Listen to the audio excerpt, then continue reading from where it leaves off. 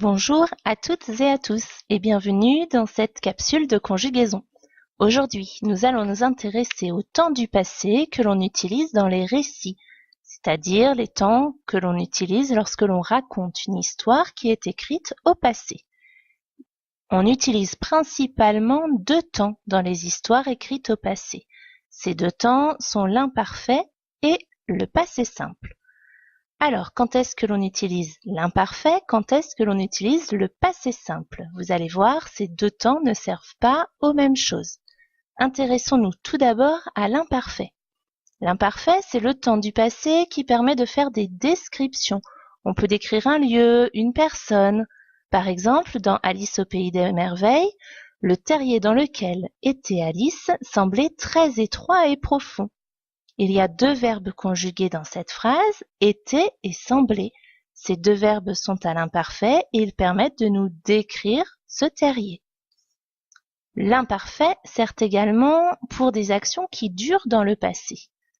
Par exemple, tout en descendant, Alice avait le temps de regarder autour d'elle. Mon verbe conjugué est avait. Il est là encore conjugué à l'imparfait puisque c'est une action qui dure, sa chute dure longtemps et donc elle peut prendre le temps, elle a le temps de regarder autour d'elle. Enfin, l'imparfait permet également de décrire des habitudes dans le passé. Par exemple, Alice et sa sœur lisaient régulièrement sur le talus dans le jardin. Mon verbe conjugué est liser. Il est conjugué à l'imparfait puisque c'est quelque chose qu'elle faisait régulièrement, qui revenait plusieurs fois, qui était du domaine de l'habitude. Voilà donc pour l'imparfait. Description, action qui dure dans le passé et habitude dans le passé. Le passé simple, quant à lui, sert pour les actions courtes qui sont limitées dans le temps et qui peuvent être soudaines, qui montrent qu'il y a vraiment un changement brusque.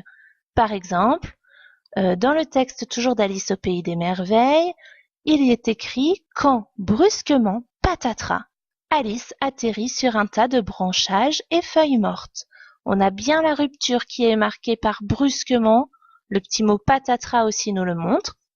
Notre verbe conjugué là, c'est « atterrit » et « atterrit » est au passé simple puisque c'est une action courte et brève.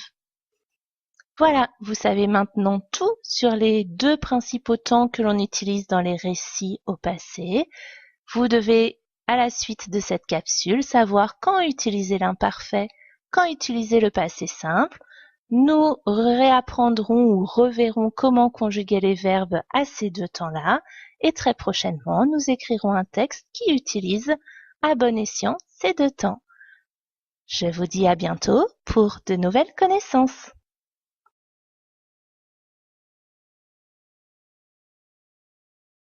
Created using Powtoon.